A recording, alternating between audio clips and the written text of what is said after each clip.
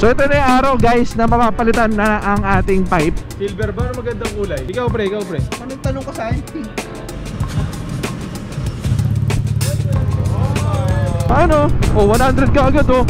Oh, ang bilis. Wow. Wow. Up, sharp curve. Up, sharp curve. Sharp curve. Go. Hello, no. Oo, go.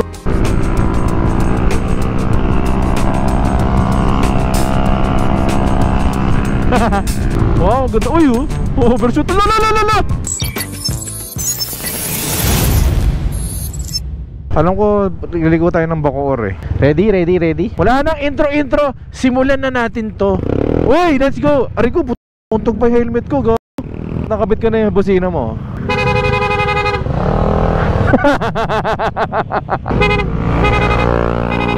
Guys, nagparito pala tayo ng busina. Hindi na pala to G-Star. Nag-PAAAA na tayo. So, parinig ko sa inyo oh. Aha. Nakakonect tayo sa intercom guys, pero di nyo na sila maririnig kasi magulo lang sila. Yun oh. So time check guys, 7 o'clock. Pupunta na tayo ng Naik, Cavite. Magkikibiyang tayo. Ay, masaya, di naririnig yung mga sinasabi mo, pre.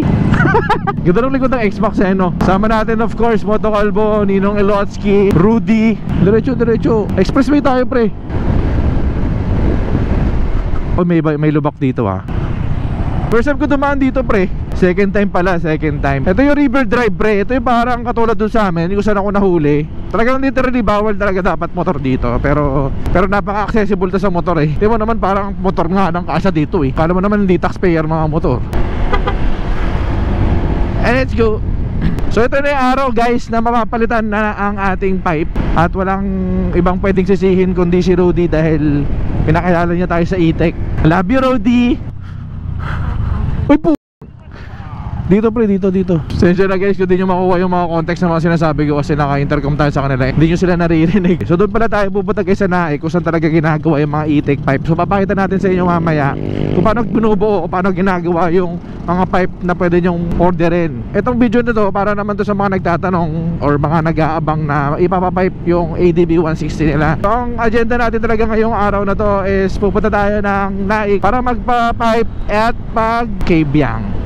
So lahat ng kasama natin 155, 160. May isang super stock, may dalawang super stock. So karamihan ng mga kasama natin naka-pipe na. Itong Aerox tsaka PCX naka JBT pipe. Tapos kami ni Rudy naka E-Tech. Mag-E-Tech pa lang pala ako. Ayun o, JBT. Hesitant pa talaga ako magpalit kasi nga diba baby pa tong motor natin. Takot pa ako magpa-remap. Sabi nila pagka nag-pipe ka kasi kailangan na talaga ata i-remap. Sa big bike kasi alam ko talagang kailangan magpa-remap pagka papalit ka ng pipe. Sa scooter kasi I'm not sure kung talagang alam mo yun. Pero naman iniiwan lang nila ako. Nanonood ako ng mga vlog or mga short clips sa TikTok na mga nag-aaway, mga nagtatalo kung kailangan pa talaga i-remap ang scooter pagka stuck ang engine. Kasi technically stuck engine natin eh. Oh, grabe yung Ninong. Time check guys, 7:35. Nasa Tanza, Cavite na tayo. Alam mo kasi iba-iba tayo ng ng mga pananaw sa ganito, diba? Kung talaga pag pinapa-remap ang bagong pipe or kahit hindi na. Pero may nagsasabi din naman yung mga Honda motorcycles o Honda scooters, talagang nakaprogram na daw sila na naka-lean. So talagang kailangan talaga ipa-remap. Siguro maganda isabay mo na rin yung pipe mo para at least isang na lang, no? Isang remap na lang. Kung may mga taga Honda dyan na kayang i-justify yung statement na yan, paki-comment nga dyan. Pero kayo guys, tingin nyo, kailangan talaga ipa-remap o hindi? Itong daan na to guys, papunta talaga tong Kabyang. So luckily on the way yung pupuntahan talaga natin sa dyan natin na pipe. Doon tayo magpapakabit, which is yun nga sa E-Tech. Shoutout sa E-Tech. Ako first time ko umakit ng Kabyang. Kahit yung big bike natin, yung Ducati natin, hindi pa nakapunta dun. Masaya tayo na ma-experience natin yung Kabyang na nakamotor. Oy, bubog kanan kaliwa.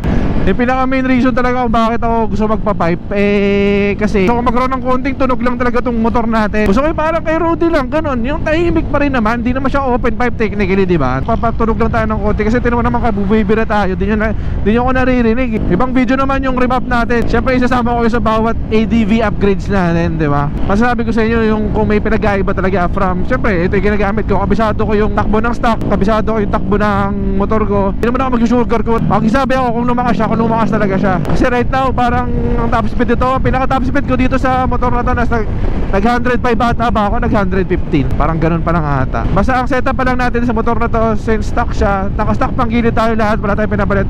stock lang. Kumbaga ang gagawin lang talaga natin dito, pipe tsaka remap. Kasi kung alam nyo lang kung gaano ako iniiwan ng mga kasama natin, lalo na tong Aerox na to, oh. Yun oh.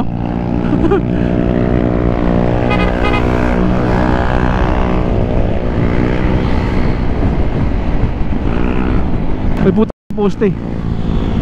Ito lang yung tunog na gagawin natin, no? Parang kay Dems. Ayun o, yan, ganyan tunog lang. Welcome to Naik. Oy, Naik pala tayo guys. Naik na tayo, Naik. Hey.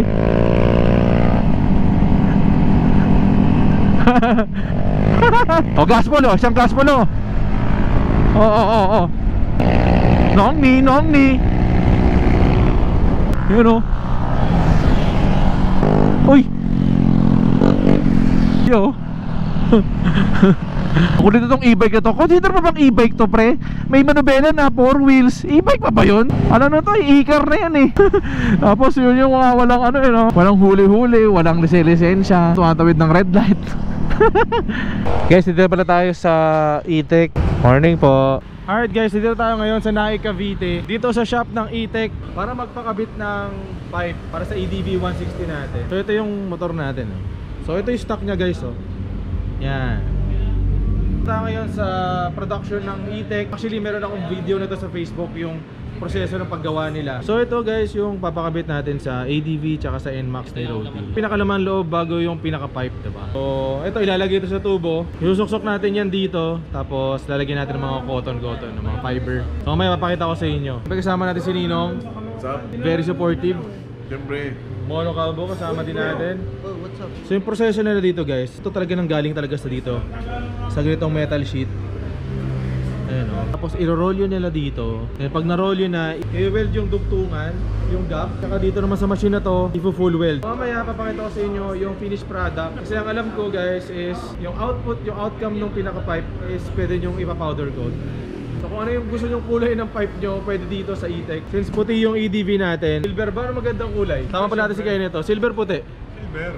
Gusto ko siya ilapit dito sa stock na kulay eh. Silver or white or black. Para lahat dito black talaga. Ikaw pre, anong magandang kulay ng mugs? Ay, ng mugs ng pipe natin mamaya. Tingin mo. Puti, silver o black? Battle gray, battle silver. Specific tayo. Ikaw pre. Kung nagtanong ka sa akin, pink. Ito yung mga motor na kasama natin. Naka Aerox, NMAX, PCX, tapos Click. Ito yung Aerox na pagka kinumpit mo natin nailagay, para na siyang S1000RR. Hindi, pre, huwag naman nun. Multistrada. So dito guys, nakita nyo, nirolyo yung fiber cloth dun sa mismong inner pipe. Kasi sa iba, diba, sinisiksik lang. May mga sungaw na may mga hindi nakokoberan na fiber cloth, so magiging iba yung tunog. So dito, makita mo, nirolyo na kagad yung fiber cloth. Talagang makita natin na buong buo yung magiging tunog nito. Ito kay Rody kasi guys, ito yung version 2 na E-Tech.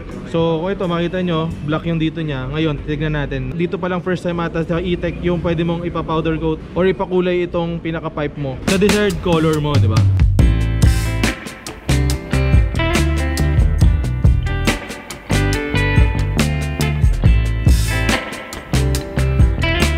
Sabi ko nga sa inyo, diba, sa mga previous video natin, gusto ko lang siya na may tunog ng konti, hindi naman super tahimik. Kaya naisip natin, talaga magpa-pipe. Pero diba sabi nga nila, after mo magpa-pipe, kailangan mo pa-remap. Pero yung remap, gagawin natin sa ibang araw. Ano meron? Naka-video kayo lahat. Ano meron? Vlogger kami. So ito yung tsura pag nasiksik na yung mga fiber cloth sa loob. And then dito na i-close ni brother. Pag gusto nyo umorder ng pipe sa E-Tech, message lang kayo sa E-Tech Works, diba? E-Tech Works sa Facebook. Sabihin nyo lang kung anong motor kayo. Meron naman silang ready-made na pipe para sa mga motor. Pwede customize din. Pwede rin customize, yun nga. Tulad ng ginagawa namin ngayon kasi nga pwede nyo kulayan yung pinaka-pipe nyo. Kung sa E-Tech ka o-order, yung pipe mo na yan, pwede mo nang orderin yung gusto mong kulay. For now, limited yung mga colors nila. Yung kay Rody kasi, all black yung pipe mo. So black yung pinaka-tubo, tapos black din yung plate. Diba? Pero for sure kung may orange na color, feel ko orange yung kulay. Baka sumobra tayo sa orange. Pati yung pipe in orange natin. Ito na yung pipe natin. Pine-prep na siya for powder coat. And I think this is the first time guys na may nagpa-powder coat ng pipe. So package yan, pag bumili kayo ng pipe sa E-Tech, technically pwede kayo pumili ng kulay na gusto nyo. Depende kung anong motif ng bike nyo, depende sa trip nyo. Ito na guys, bubugahan na ng puting powder coat. Lulutuin na yung ating pipe, guys. Ang ganda ng kulay, oh. Black and white namin ni Rudy. Na-excite ka na? Na-excite ka na? Excited ako sa pipe mo, pre. Kulay puti kang iba. Mamaya check natin, malalabasan ng pipe. Garuto na. Ito yung finished product nun. Nice ride, bro. Nice ride. Nice ride. Nice ride. Nice ride, Pagod ako, grabe. pre. Pagod ako. Bro, nice ride. Nice ride. Ganda ng puti, guys. Kabit na, kabit na.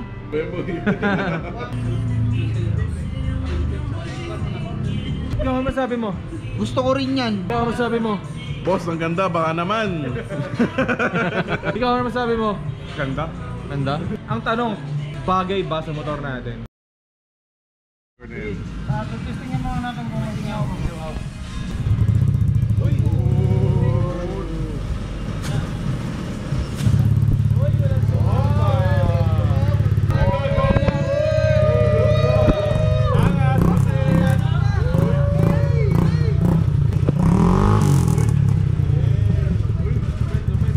Super pa lang, no? Ayan, no? Ganda, no? Pero maraming salamat kila kuya. Thank you, bossing. Time check, guys, is 4 PM. And ngayon po na tayo pupunta ng Kibyang. Pero mamaya pakita ko sa inyo ano yung itsura ng pipe natin. Ayan yung kay Rudy, oh. All black. Itutur ko kayo doon sa ginawa natin sa pipe. Sound check muna tayo sa pipe. Ito yung tunog niya. Yung stock pipe natin, pinalalabob na lang natin sa bahay. Dumating naman na siya sa bahay, so okay naman na. So technically, medyo nabawasan yung bigat natin kasi mas mabigat yung stock compared to dito sa kinabit ng E-Tech. Then titignan natin, itong takbo natin kung anong feeling. At least meron na tayong tunog kahit paano. Pagka nag-rev kasi, o kaya pagka naka-neutral lang or pagka naka-idle lang tayo, hindi mo siya masyado maingay. Titignan natin pag burumaratra tayo kung masyado maingay. Decent pa rin siya pakinggan sa mga village. So ito titignan natin, babalat-banatan natin yung pipe. Sa mga magtatanong kung anong performance ng bike, itong takbo natin, ito ang bilis natin mag 83, ang bilis natin mag 80. So ito tignan mo, 6,000 RPM, 8,000 RPM. Di siya ganoon kaingay, so okay na rin pala. At least naririnig nyo na sa vlog yung kahit pa paano.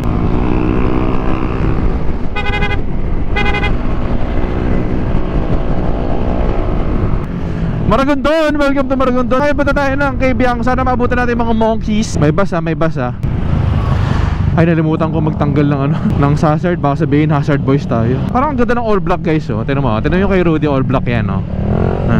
All black yan natin. Iba kasi yung pagka hindi siya nakakabit compare sa nakakabit, eh. So makikita nyo, pakita ko sa inyo mamaya. So technically, yung essence ng video natin is yung nagpapalit tayo ng pipe at the same time. Meron kayong option, kunyari, na pagka-trip nyo papalitan ng kulay yung pipe nyo, at least meron kayong choice. May iba kayong kulay, at least nakakita nyo sa vlog na to na pwede siya palitan ng kulay. Make sure lang na naka-follow kayo sa page ng ET Works para updated kayo sa mga colors na lumalabas pagka magpapapipe kayo. Sabihin nyo lang yung model ng bike nyo, and i-custom nila yung pipe nyo base dun sa model ng bikes nyo, ng scooters nyo.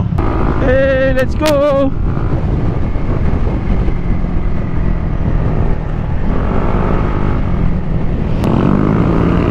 Ternate na pala tayo, guys. Shoutout sa mga Ternate, Cavite. Wala pa na rim up do, ha. Medyo naramdaman ko siguro dahil nga gumaan, and naramdaman ko yung hatak. Humatak naman yung bike. Ayun, at saka ang bilis ko umabot ng 90. Pero naiiwan ako na super stop. Ano? 100 ka agad, oh.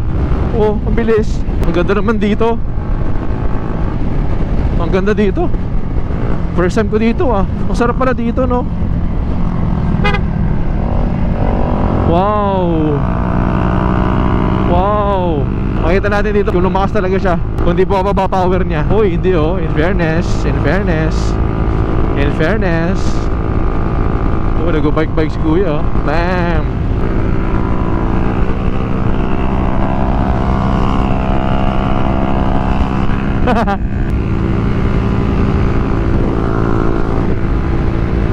Pagka pumipiga ako, guys, yun mo.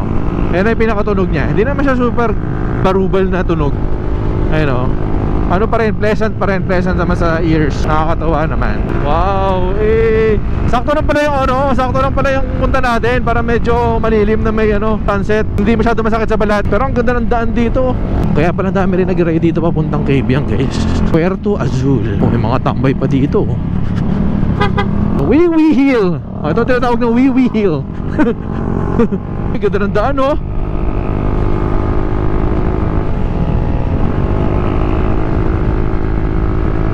Eh, ganda ng daan, men.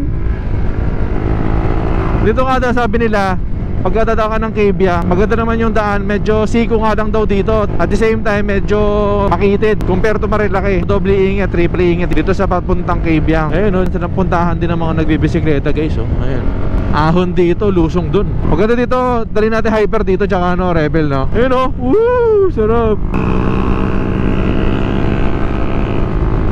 Angas, ganda ng daan, men.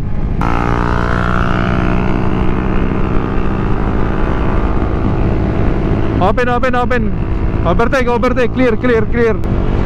Yun o, pati ito may dalang pipe si Dodi o. Yun o, hey. Uy, yay. Parang hirap pamandar. Dito ba yun? Yung parang may sinasabi silang ano, magnetic hill. Woo! Parang bagal namin, no? Laka, nahihinganto ata tayo. Opo. Yun, no? Kumakambyo pa yan. Yeah. Wow, ganda. Uy, overshoot. Lala. Mag-overshoot. O, ingat kayo, medyo stiff, ha. Siko yun, Siko. Ingat kayo lagi, pre. Minor kayo. Kaya dito talaga guys, pagka pupunta kayo ng Cabiang, mag-iingat talaga kayo. Huwag yung, lalo sa mga first time, huwag yung bibiglain kasi talagang medyo delix talaga dito. Dito na tayo sa Ternate, Cavite. And ito lang yung tinignan natin. Hello. Oo, go. Joke lang. Nakakatakot eh, no? Pero nakakatawa kasi papakita sila dito. Ang dami na, oh. Ternate pa rin ba ito, Roads? Ternate pare. Ternate Tapos next Nasugbu na. Nasugbu na. Wow, ayun, may tumatawid pa dun guys, oh. Ang cute eh, oh. Hey. Hello. Nakukuha pala ng gamit ito. Mahirap na. Picture.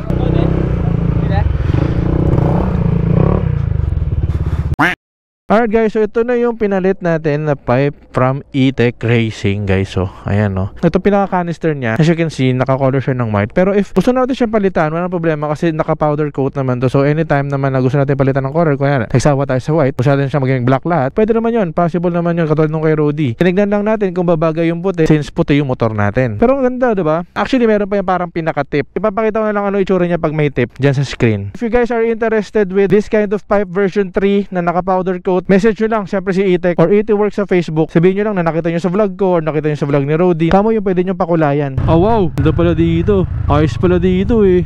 Kabilaan pala pre, oh. Naangas. Ganda, oh. Wow, solid pala dito guys, oh.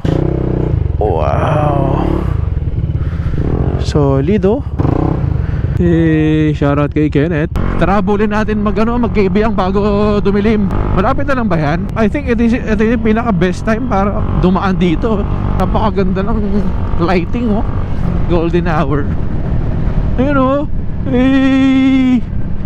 Solid. Yung mga tropa natin bikers, oh. Shoutout. Pagdating natin ng Cabiang guys, baka doon ko na end yung video natin. Masyado na mahaba. And yun, update ko lang kayo pag punta na tayo sa remap. Separate video na lang natin yung remap.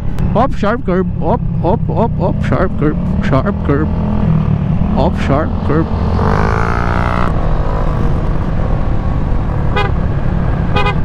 Ito na ba yun?